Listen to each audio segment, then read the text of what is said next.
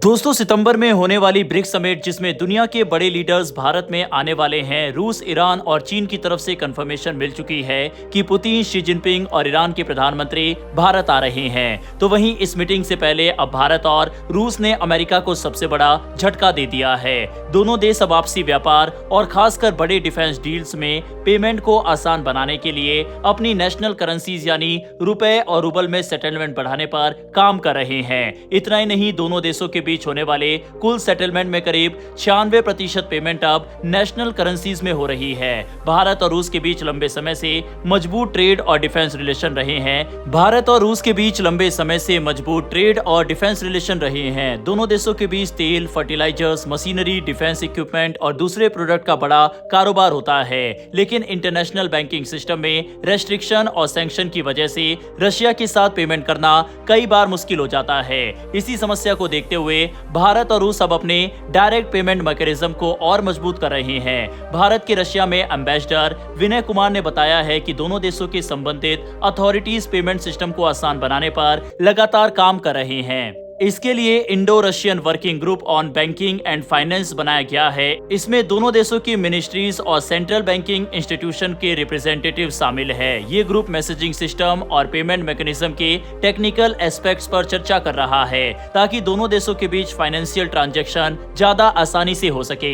इसका फायदा सिर्फ बड़ी कंपनीज या सरकार को ही नहीं बल्कि आम लोगों को भी मिल सकता है। खासकर रशिया से भारत आने वाले टूरिस्ट और स्टूडेंट के लिए पेमेंट करना आसान बनाने पर काम हो रहा है। अभी रशियन टूरिस्ट भारत में कैश के अलावा कुछ रशियन बैंक की सर्विस का इस्तेमाल कर सकते हैं। वीटीबी और सबर बैंक जैसे रशियन बैंक की सर्विस भारत में उपलब्ध है, जिससे रशियन टूरिस्ट और स्टूडेंट के लिए बैंकिंग ट्रांजैक्शन आसान हो रहे हैं। लेकिन भारत और रूस का असली फोकस इससे कहीं बड़ा है। दोनों देश चाहते हैं कि आने वाले समय में बायलैटरल ट्रेड का बड़ा हिस्सा नेशनल करेंसीज में ही हो। रशिया के डेप्यूटी फॉरेन मिनिस्टर एंड्रे रुडेनको ने बताया है कि दोनों देशों के बीच करीब 96% सेटलमेंट अब नेशनल करेंसीज में हो रहे हैं, यानी डॉलर या किसी तीसरी करेंसीज पर डिपेंडेंस काफी कम हो चुकी है। उन्होंने ये भी कहा है कि भारत और रूस के लीडर्स ने 2030 तक बायलैटरल ट्रेड को $100 बिलियन तक पहुंचाने का टारगेट तय किया है। रूस का मानना है कि ये टारगेट हासिल किया जा सकता है। इसके लिए दोनों देश लॉजिस्टिक, टेक्नोलॉजी और इन्वेस्टमेंट कॉपरेशन को बढ़ाने के साथ साथ डायरेक्ट पेमेंट सिस्टम को भी मजबूत करेंगे। यहाँ एक और बड़ा हिस्सा है रशिया इंडिया डिफेंस ट्रेड का। भारत और रूस के बीच कई बड़े डिफेंस डील है। इनमें वॉरशिप, मिसाइल, एयरक्राफ्ट और दूसरे मिलिट्री सिस्टम शामिल है। लेकिन रशिया पर लगाए गए वेस्टर्न सैंक्शन की वजह से इन डील्स की पेमेंट में बैंकिंग प्रॉब्लम पैदा हो सकती है। अब भारत और रूस ने बड़े डिफेंस डील के लिए रूपी रूबल पेमेंट मैकेनिज्म को आगे बढ़ाने पर सहमति बना ली है। इससे दोनों देशों के बीच multi billion dollar defence contract की पेमेंट को पूरा करना आसान हो सकता है। रिपोर्ट्स के मुताबिक रशिया भारत के लिए 2 वॉरशिप बना रहा है और इनके लिए भारत जल्द ही पहली पेमेंट कर सकता है।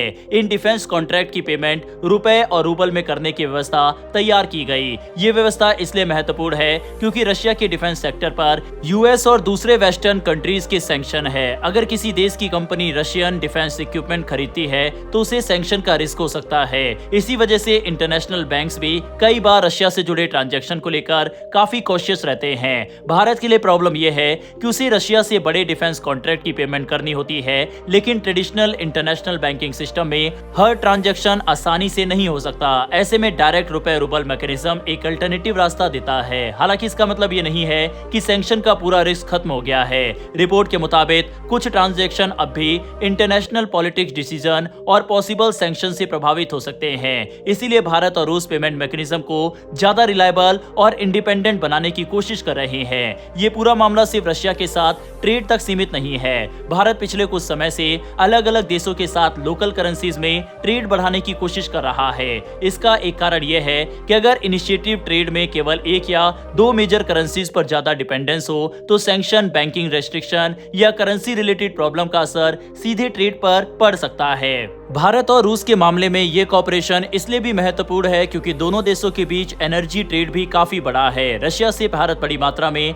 क्रूड ऑयल खरीदता है और इसके लिए पेमेंट मैकेनिज्म को स्मूथ रखना दोनों देशों के लिए जरूरी है। इसके अलावा दोनों देश इंटरनेशनल नॉर्दर्न सी रूट जैसे ट्रांसपोर्ट प्रोजेक्ट पर भी कॉपरेशन बढ़ाने की बात कर रहे हैं। अगर ट्रांसपोर्ट और पेमेंट दोनों सिस्टम बेहतर होते हैं तो फ्यूचर में बायलैटरल ट्रेड को और बढ़ावा मिल सकता है। अब सवाल यह है कि क्या भारत और रूस पूरी तरह डॉलर को हटाकर सिर्फ रुपए और रूबल में व्यापार करेंगे? ऐसा कहना अभी सही नहीं होगा। इंटरनेशनल ट्रेड काफी कॉम्प्लेक्स सिस्टम है और अलग अलग डील के लिए अलग अलग करेंसीज और पेमेंट चैनल की जरूरत पड़ सकती है। लेकिन एक बात साफ है कि भारत और रूस डायरेक्ट पेमेंट सिस्टम को मजबूत करने पर सीरियस तरीके से काम कर रहे हैं। 96% सेटलमेंट का नेशनल करेंसीज में होना इस बदलाव का बड़ा संकेत है। अगर 2030 तक दोनों देश $100 बिलियन का ट्रेड टारगेट हासिल करते हैं और पेमेंट सिस्टम भी ज्यादा मजबूत हो जाता है तो भारत और रूस के बीच इकोनॉमिक रिलेशन का एक बड़ा हिस्सा ट्रेडिशनल इंटरनेशनल बैंकिंग सिस्टम से कम डिपेंडेंट हो सकता है।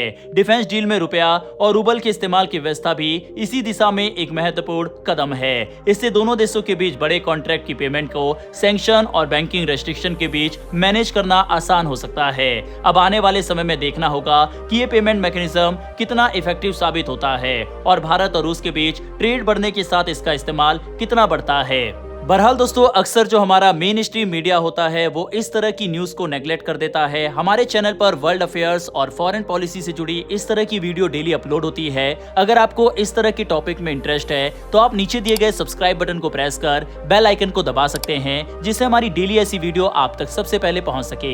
फिर मिलेंगे ऐसी एक नई वीडियो के साथ। धन्यवाद। जय हिंद, जय भारत।